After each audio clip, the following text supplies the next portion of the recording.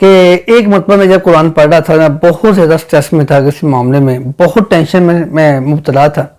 اور ایسے ہی میں نے قرآن پاک کو جب کھولا تو میرے سامنے ایک آیت آئی، ربکم عالم بکم، تیرا اللہ تجھ سے بہتر جانتا ہے، اور وہ تجھ سے بہتر جانتا ہے کہ تیرے مسائل کو اس نے حل کیسے کرنا ہے۔ مجھے ایک طاقت ملی، ایک موٹیویشن ملی، ایک تحریک ملی کہ یار کوئی ہے جو مجھے سننا چاہتا ہے، کوئی ہے جو میرے مسائل کو جانتا ہے، اور وہ میرے مسائل کو حل کرنا بھی جانتا ہے، اس کے پاس مجھے مسائل سے نکالنے کی طاقت موجود ہے۔ تو وہ کون ہے؟ میرا اللہ ہے۔ میں قرآن پڑھتا ہوں علیہ السلام بے کافی نعبدہ، کیا اللہ کافی نہیں ہے اپنے بندوں کے لیے؟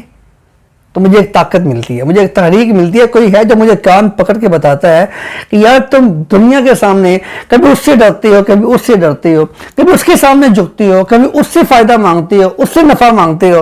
اس کے سامنے منتیں سماجتیں کرتے ہو، ادھر آؤ علیہ السلام بے کافی نعبدہ، کیا اللہ کافی نہیں تمہارے لیے؟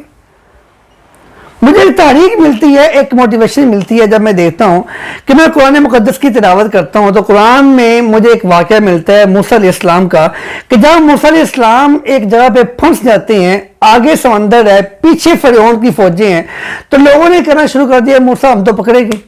ہم تو مارے گئے۔ تو موسیٰ گھبرائے نہیں تھے، پریشان نہیں ہوتے، ہاں یار غلطی ہو گئی ہے، ہمیں یہاں نہیں آنا چاہیے تھا، ہمیں اس راستے کا انتخاب نہیں کرنا چاہیے تھا، ہمیں صبر کر لینا چاہیے تھا، بلکہ موسیٰ نے کہا کلا ان معی ربی سیہدین، میں اکیلا نہیں آیا، میرے ساتھ میرا اللہ ہے جو ناممکن کو ممکن کرنے کی طاقت رکھتا ہے۔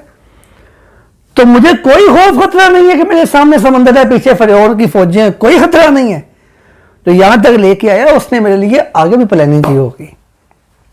تو قرآن کو سمجھے نا،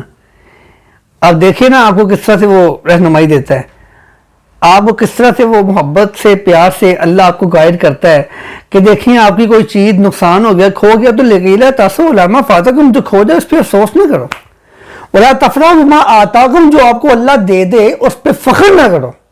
تو یہ کون بتا رہا ہے؟ اللہ بتا رہا ہے نا کہ فخر نہ کرو، افسوس نہ کرو، کھوئی ہوئی چیزوں کو بھولنا سیکھ لو، اللہ سے طاقت مانگو، اللہ کے ہوتے ہوئے گھبراؤ نہ، وہ ناممکن کو ممکن کرنے کی طاقت رکھتا ہے، آپ کو کہیں بھی گھبرانا نہیں چاہیے۔ جب پتہ قرآن پڑھتے نا سمجھ گئے، اسے محسوس ہوتا ہے کوئی ہے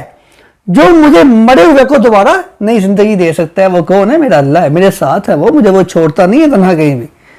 تو پھر آپ قرآن کو سمجھ کے پڑھیں، تھوڑا پڑھ لیں، سونا پڑھ لیں، ستھرا پڑھ لیں، سمجھ کے پڑھ لیں، تاکہ آپ کو پتا ہو کہ قرآن آپ سے مخاطب کیا ہے، باتیں کیا کرتا ہے آپ سے۔